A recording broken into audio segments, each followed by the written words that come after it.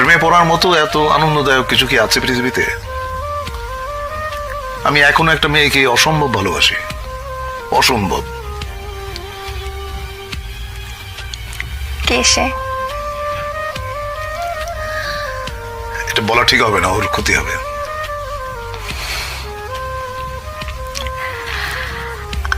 আমরা কি চিনি? চেনো হয়তো। আপনার কাছে প্রেমের সংজ্ঞাটা কি? প্রেম আপনি কিভাবে অনুভব করেন? প্রেম হচ্ছে স্বর্গীয়। এইটা মানুষের ভেতরে প্রেমের যে অনুভূতি, এটা পবিত্র এবং স্বর্গীয়। প্রেমের চাইতে ভালো বিষয় মানব ইতিহাস